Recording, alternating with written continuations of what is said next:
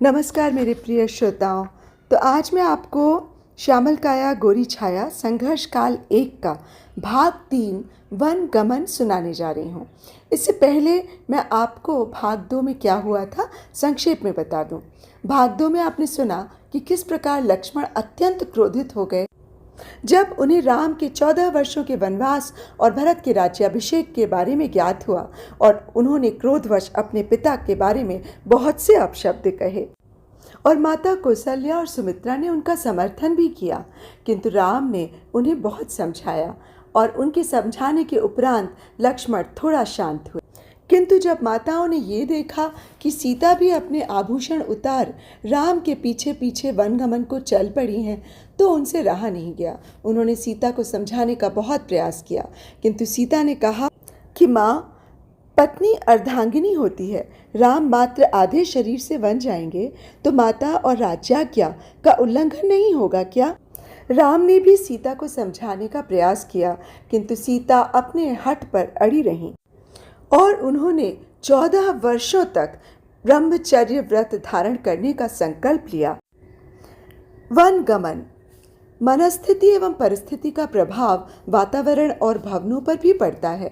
अयोध्या का राज परिसर, जहाँ सुख, सौभाग्य और आनंद की अतुलित छटा छाई रहती थी, वो राजभवन आज निर्जन प्रतीत हो रहा था। अतीव सन्नाटे में गलियारों में चलता व्यक्ति स्वयं अपनी ही पगध्वनि से आतंकित हो उठता था। सेवक साफ सफाई करने के बाद किसी अनहोनी की आशंका से इधर उधर दुबके थे। वे निश्चय नहीं कर पा रहे थे कि ऊंट किस करवट बैठेगा। कैकेयी भवन से सटे मंथरा के आवास में ये भय सबसे अधिक व्याप्त था। मंथरा को सबसे अधिक भय रामानुज लक्ष्मण से था। रामानुज के खंभे पर किए मुष्टिका प्रहार की गूंज से मंथरा के कान अभी तक सुन्न थे। वो चुपचाप पलंग पर टेक लगाए अपने ईश का स्मरण कर रही थी। वो सोच रही थी कि ईश्वर न करे लक्ष्मण अपनी माँ और कौशल्या के बहकावे में आकर विद्रोह कर बैठे। भरत की अनुपस्थिति में वृद्ध दशरथ क्या लक्ष्मण के दावानल को शमित कर सकेंगे? संभव है। उस कुबुद्धि ने तर्क किया कि दशरथ भी लक्ष्मण के विद्रोह के आगे बिना किसी प्रतिरोध स्वयं ही झुककर अपने को सिंहासन से अलग कर ले। लक्ष्मण सूक्ष्म विप्लव के उपरांत राम को सम्राट घोषित कर दें। ऐसा करने पर दशरथ वचन भंग के अपकार से भी बच जाएंगे। वहीं भरत के स्थान पर राम के राजतिलक की उनकी अभिलाषा भी पूर्ण होगी। यदि लक्ष्मण का विद्रोह सफल हो गया तो कैकेयी के साथ मंथरा को भी आजीवन कारागार में निबद्ध रहना होगा। ये सोचकर मंथरा ऊपर से नीचे तक कांप उठी। वो एकदम से उठकर खड़ी हो गई। मंथरा के इस अप्रत्याशित क्रिया से पैर दबाती उसकी सेविका भी चौंक गई। आगत स्थिति को भांपने हेतु मंथरा ने दबे सहमे पांवों से अपने आवास के बंद द्वार की झिरी से झांका। ऐसा वो अनगिनत बार कर चुकी थी, किंतु इस बार बाहर के दृश्य को देख उसकी पाँछें खिल गईं। राम और सीता वल्कल वस्त्रों में कैकेयी भवन की ओर जा रहे थे। आश्वस्ति की लहर थमने के बाद भी उसे विश्वास नहीं हो रहा था कि उसके मन का चाहा इतनी सहजता से हो जाएगा। उसने स्वयं को चिकोटी काट कर देखा। वल्कल वस्त्रों में राम, ये स्वप्न नहीं, वास्तविकता थी। राम और सीता वीतरागी वल्कल वस्त्रों में अपने भवन से निकले। दोनों के मुखमंडल पर किसी चिंता या कष्ट का आभास परिलक्षित नहीं हो पा रहा था। दोनों के चेहरे पर अतीव शांति थी। प्रभात की प्रथम सिंदूरी रश्मियां वीथियों पर बिखर रही थीं। अयोध्या वासियों को लग रहा था जैसे सूर्यवंश के भावी सम्राट पर हुए अत्याचार से सूर्य का चेहरा भी तमतमा उठा था। अयोध्यावासी कनक भवन से राजभवन तक वीथियों में दोनों ओर हाथ जोड़े खड़े थे। कुछ बीच बीच में राम से वन न जाने की विनती भी कर रहे थे। वहीं राम कभी हाथ हिलाकर, कभी प्रणाम कर अयोध्यावासियों को आश्वस्त करते हुए स्थिर चाल से राजभवन की ओर अग्रसर थे। राजभवन में प्रवेश करने पर प्रहरियों और सेवकों ने अश्रुपूरित आंखों से प्रणाम किया। राघव विनम्रता से उनकी अभ्यर्थना स्वीकार कर कैकेयी भवन की ओर चल दिए। रास्ते में मंथरा के आवास से निकलते समय उन्हें आभास हुआ कि दरवाजे की ओट से कोई उन पर दृष्टि रख रहा है। परंतु राघव निश्चिंत केसरी गति से चलते गए। रात्रि की भयावह कालिमा छटने लगी थी। कैकेयी भवन में भी उजली रश्मियों का प्रवेश हो चुका था। इन किरणों में प्रकाश तो था, किंतु आलोक के उत्साह का अभाव था। राम ने देखा दशरथ अभी भी धरती पर लुढ़के हुए हैं। उन्हें आश्चर्य हुआ कि किसी ने यहाँ तक स्वयं माता कैकेयी ने भी उनको उठाकर पलंग पर लिटाने का प्रयास भी नहीं किया। कैकेयी चाहती थी कि राम अपने पिता को जितनी अधिक दुर्दशा में देखेंगे उतनी ही शीघ्रता वे वनवास जाने में करेंगे। क्रुद्ध कैकेयी के सामने किसी अनुचर अथवा सेवक में इतना आत्मबल नहीं था कि वो राजा की सहायता को प्रस्तुत हो। ये कृत्य सेवकों को उतना ही भयावह प्रतीत हो रहा था जितना सेहनी के सामने से शिकार उठा लेना। राजा को देखते राम ने तत्परता से आगे बढ़कर सबसे पहले राजा को गोद में उठाकर पलंग पर लिटाया।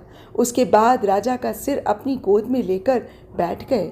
सीता पैताने बैठकर दशरथ के तलवे सहलाकर उन्हें चेतन करने का प्रयास करने लगी। इन चौथे पन में भी सम्राट की काया इतनी विशाल और बलिष्ठ थी कि आज भी उनके बैठने से घोड़े की पीठ झुक जाती थी। ऐसी विशाल काया को राम ने अपने बलिष्ठ हाथों में फूलों सा उठा लिया। राम का अद्भुत बल देखकर कैकेयी की आंखें एक क्षण के लिए विस्फारित हो उठीं। तत्क्षण ही कैकेयी ने अपने को आश्वस्त कर संभाला कि यह बल अब भरत से दूर दंडक वन में हिंस्र पशु व राक्षसों में खटेगा। वह भी कब तक? राम के मृदु स्पर्श से राजा की मूर्छा भंग हुई। राम को देख उनकी निस्तेज आंखों में चमक आ गई, परंतु दृष्टि के ठीक से केंद्रित होने पर राम के वल्कल वस्त्रों का संज्ञान लेते ही वो एक बार फिर विहल हो उठे। फिर पैताने बैठी सीता को भी वल्कल वस्त्रों में देख उन्हें घातक आघात लगा और वो पुनः अचेत हो गए। कुछ देर बाद होश में आकर दशरथ कैकेयी की भर्त्सना करते हुए बोले, देख, एक तू है जो अपने पति के प्राणों की परवाह न करते हुए अपने पुत्र को सिंहासन पर बिठाना चाहती है। वहीं राम, अयोध्या का घोषित उत्तराधिकारी राम, मात्र तेरे आदेश से राजपाट त्याग वन जाने को प्रस्तुत है। तेरी आंखों में कुछ लाज बाकी है या नहीं? कैकेयी ने आग्नेय नेत्रों से दशरथ को देखा। लज्जा तो तुम्हें आनी चाहिए राजन कि तुम में अपने वचन को पूरा करने की क्षमता नहीं है। राम को अपने मुंह से वनवास की आज्ञा न देना पड़े, अतः तुम बार बार अचेत होने का स्वांग कर रहे हो। बीच बीच में मुझे मात्र कोसने के लिए ही चेतन होते हो। फिर चमक कर एक बार तुम स्वयं कह दो कि तुम दिए वचन से मुकर रहे हो, सारा झंझट ही समाप्त हो जाएगा। किंतु ये सुनने के लिए राजा होश में थे ही कहाँ। राम ने सोचा कि जब तक वो अयोध्या में रहेंगे तब तक कैकेयी राजा को प्रताड़ित करती रहेगी। अतः वह उठ खड़े हुए और माता को प्रणाम कर जाने की आज्ञा मांगी। कैकेयी, जाओ वत्स, अपने पिता के वचनों को सिद्ध कर उनकी आत्मा की रक्षा करो। भरत के आने पर मैं उससे बोल दूंगी कि राम पिता के वचन की रक्षा हेतु वन को प्रस्थान कर गए। फिर सीता से उन्मुख होकर बोली, जाओ सीता, तुम भी वन में रहकर अपने पति का खूब ध्यान रखना। पति की सेवा ही नारी का वास्तविक धर्म है। जी। सीता विनम्रता से पहले कैकेयी को और बाद में दशरथ को प्रणाम कर चल पड़ी। राजभवन की सीढ़ियों से उतरते ही राम और सीता की दृष्टि वल्कल वस्त्र में एक गौर वर्ण सन्यासी पर पड़ी। सीता विस्मय से बोली, अरे लक्ष्मण, तुम वल्कल वस्त्रों में कैसे? राम के रूंधे कंठ से निकला, बंधु, तुम कहाँ? लक्ष्मण का उतना ही सूक्ष्म उत्तर, तुम मेरे सर्वस्व जहाँ। राम कुछ बोले उसके पहले ही राम के दोनों हाथ पकड़कर बोले, आर्य, लक्ष्मण मात्र अनुज ही नहीं, आपका अनुगामी भी है। मैं छायाधर्मी हूँ, आप अपनी छाया को कैसे छोड़ सकते हैं? राम ने कुछ कहना चाहा, किंतु लक्ष्मण बीच में रोक कर कह पड़े, नहीं, मुझे अयोध्या में रुकने का आदेश न दीजिएगा, अनर्थ हो जाएगा। लक्ष्मण उसका पालन न कर सकेगा। ये कहकर वे हाथ जोड़कर खड़े हो गए। राम चाह कर भी कुछ नहीं कह सके। राम को चुप देख सीता ने कहा, किंतु क्या तुमने माता सुमित्रा की आज्ञा ली? क्या तुमने बहन उर्मिला को बताया? उन दोनों की सहमति के बिना तुम्हारा हम लोगों के साथ जाना उचित नहीं होगा पुत्र। सीता द्वारा पुत्र संबोधन से लक्ष्मण सदैव की भांति अभिभूत हो गए। वो बोले, हाँ, माँ ने सहर्ष कहा। आज मैं अपने को वीर प्रसु स्वीकार करती हूँ। आज से और अब से राम और सीता ही तुम्हारा ध्येय, धर्म और आराध्य है। 14 वर्ष बाद जब तू सीता और राम को सुरक्षित लेकर मेरे पास आएगा तो मैं राम से पहले तुम्हारी आरती उतारूंगी। सीता स्तब्ध रह गईं। फिर बोली, और उर्मिला? माँ की आज्ञा लेकर मैं उर्मिला के पास गया। वो वल्कल वस्त्रों में थी। स्वयं के रहने के लिए भवन के बाहर एक कुटी का निर्माण करा रही थी। आरती का थाल पहले से ही सजा रखा था। विजय तिलक कर मुझसे बोली, वनवास की अवधि के उपरांत ऐसे ही मुझे कृतार्थ कीजिएगा। किंतु महल छोड़कर इस कुटिया में क्यों कर रहोगी? मैंने पूछा। वो बोली, आप वन में जिस प्रकार रहेंगे उसी के अनुरूप मुझे अयोध्या में रहना होगा। मैं बड़ी जीजी की तरह सौभाग्यशाली नहीं हूँ कि आपके साथ चल सकूँ। फिर भी आपके अनुरूप जीवन तो मैं व्यतीत कर ही सकती हूँ। मैं उसके सिर पर हाथ रखकर चलने को हुआ तो मेरा हाथ पकड़कर रूंधे कंठ से बोली, मेरे मांग के सिंदूर, मेरे सुहाग की रक्षा करिएगा। इसके बाद भी अब मुझे किसकी आज्ञा लेना होगा माँ? लक्ष्मण के स्वर में अनुनय और विनय दोनों थीं। सीता की आंखों में आंसू झलक आए। फिर भी रुलाई को दबाते दबाते एक सिसकी तो निकल ही गई। वे कुछ बोल नहीं सकी। आंखें पोंछते हुए वे लक्ष्मण का हाथ पकड़ राम के साथ वन को चल पड़ी। मध्याह्न का सूर्य अपनी पूर्ण तीव्रता के साथ आकाश के शीर्ष पर था। मध्याह्न के सूर्य को तापन और मार्तंड कहते हैं। उस समय उसका तेज सबसे तीव्र होता है, किंतु शीर्ष बिंदु पर पहुंच सूर्य की भी अधोगति होने लगती है। यही प्रकृति का नियम है।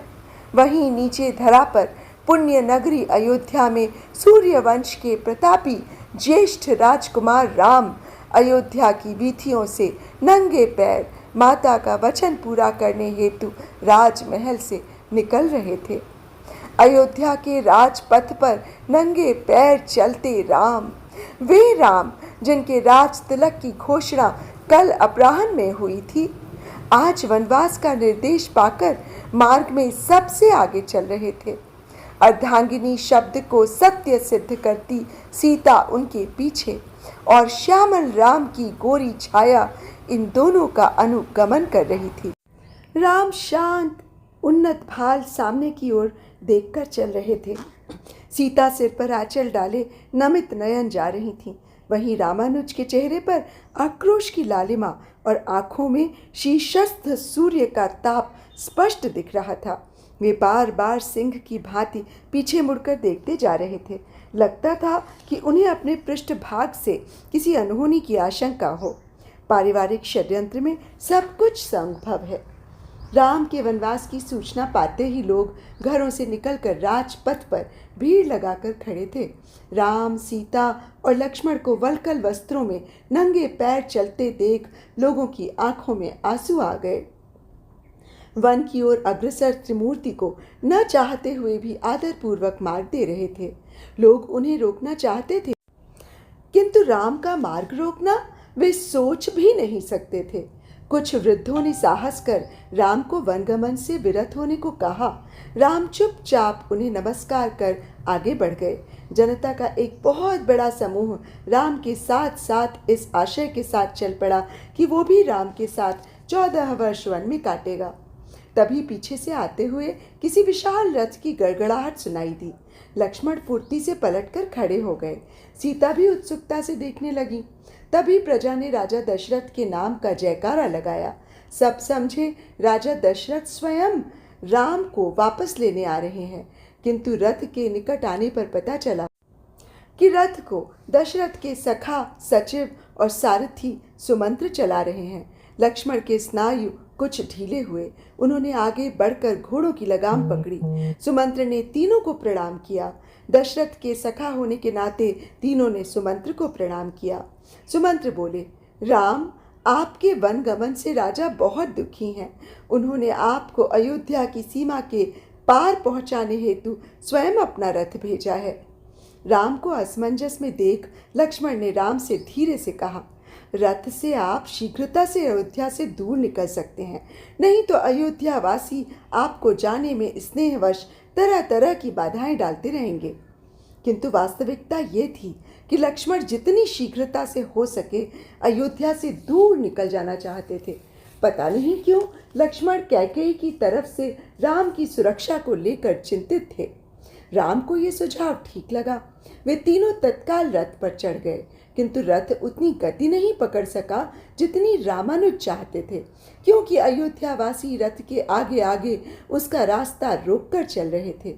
धीमी गति से अयोध्या के नागरिकों की एक बड़ी भीड़ के साथ राम का रथ अयोध्या से कुछ योजन दूर तमसा नदी के किनारे पहुंचा। शाम ढलने लगी थी।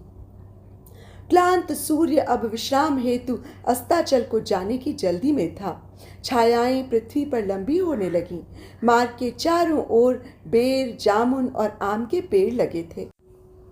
बसेरा करने के लिए पक्षियों के झुंड इन वृक्षों के चारों ओर उड़ते हुए इन वृक्षों की परिक्रमा कर रहे थे। चिड़ियों की चहचहाहट संध्या सुंदरी के आभूषणों की झंकार की भांति उनके आने की सूचना देते प्रतीत होते थे। वहीं तमसा नदी में तरह तरह के जल पक्षी क्रीड़ा कर रहे थे। किनारे पर सिलेटी रंग व लाल सिर वाले सारस विचर रहे थे।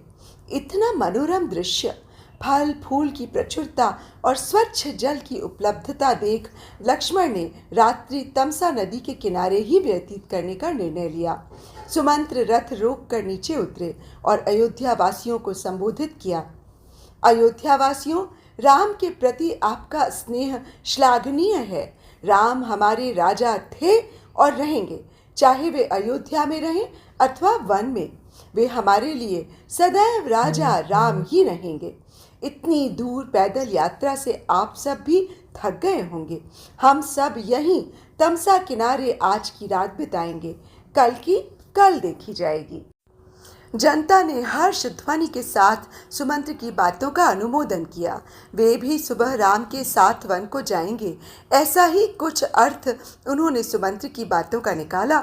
हम सब बहुत सी बातों का अर्थ अपने अपने हिसाब से निकालते हैं और उन पर विश्वास भी कर लेते हैं। ऐसा ही अयोध्या वासियों के साथ हुआ।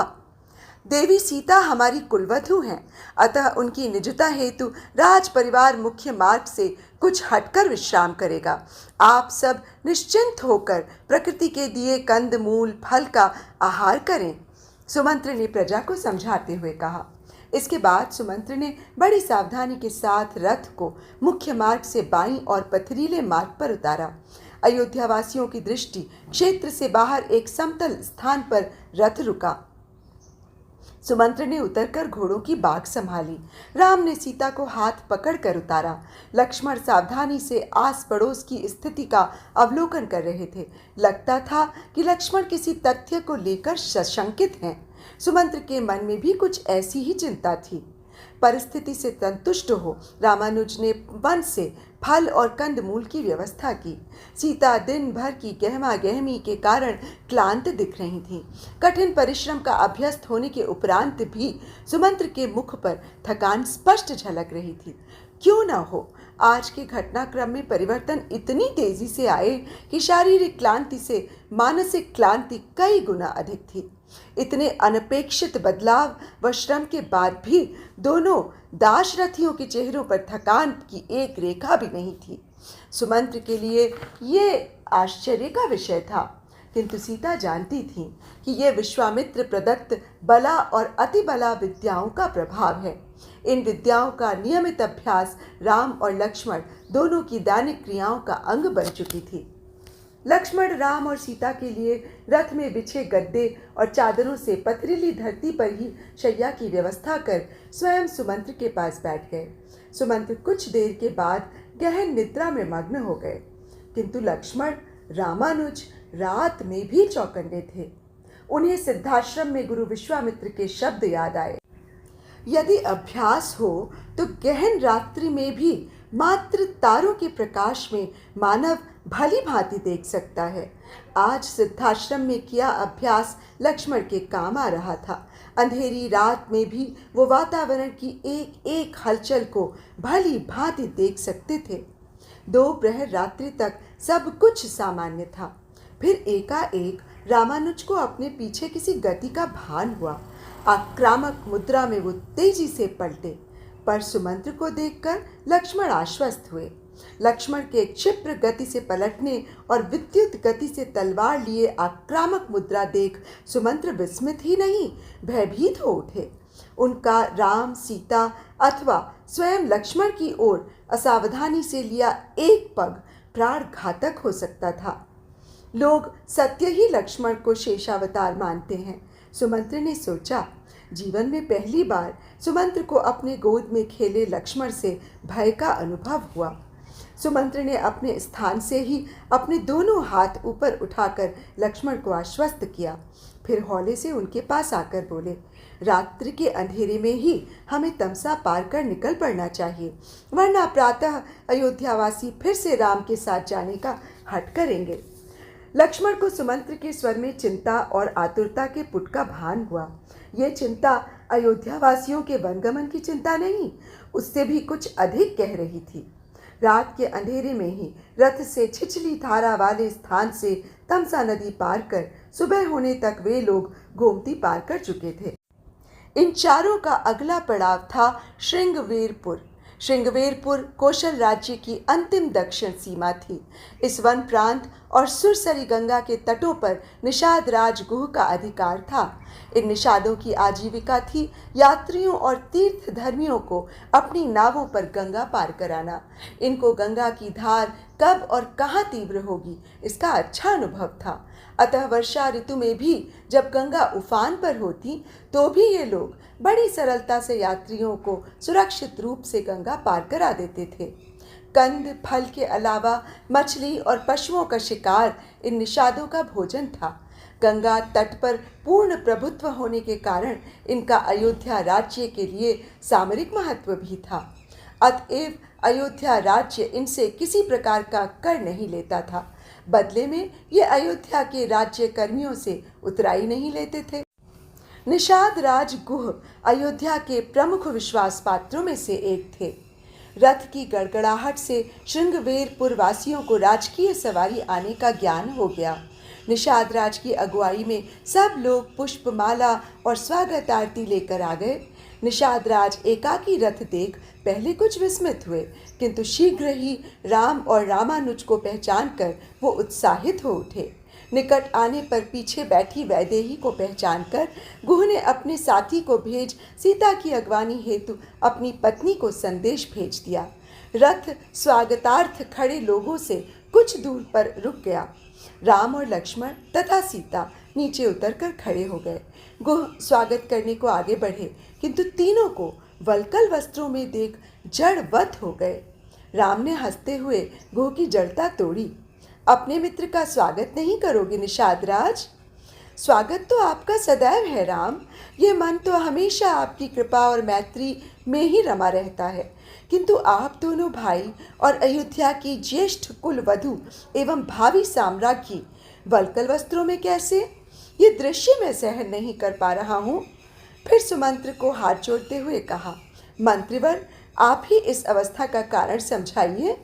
सुमंत्र गंभीरता से बोले, निषाद राज, पहले अभ्यर्थना की औपचारिकता पूर्ण कर लो, तदुपरांत विश्राम के क्षणों में विस्तार से वार्ता होगी। रघुनंदन को इतनी जल्दी तो तुम विदा करने वाले नहीं। जो आज्ञा, कहकर गुह स्वागत की औपचारिकता जल्दी जल्दी पूर्ण करने लगा। उसने सोचा कि संभवतः सुमंत्र और राम दोनों इन बातों को सबके बीच नहीं करना चाहते। आरती, माला और तिलक के बाद राम और लक्ष्मण ने गुह को गले लगाया। निषाद राज की पत्नी ने इसी प्रकार सीता की अभ्यर्थना की। सीता ने उसे हाथ जोड़कर प्रणाम किया तो वो अभिभूत होकर, ये क्या करती हो राजरानी? एक मल्लाही को प्रणाम कर मुझे नरक में मत डालो। सीता ने उसे आलिंगन में भरकर कहा, ये प्रणाम निषाद राज की पत्नी के लिए है, जो मेरे पति के मित्र और वय में उनसे ज्येष्ठ हैं। आलिंगन बद्ध निषाद पत्नी के खुशी के आंसू सीता का आंचल भिगो रहे थे। गुह ने सबका राजोचित सत्कार करने के बाद मधुपर्क भेंट किया। राम ने अपने वल्कल वस्त्र और वन गमन का कारण गुह को बताया। गुह के चेहरे पर पहले विक्षोभ का भाव आया, किंतु राम की शांत मुद्रा देख वो विहल हो उठा और बोला, राम, आप में इतना धीरज, इतनी सहन शक्ति कैसे?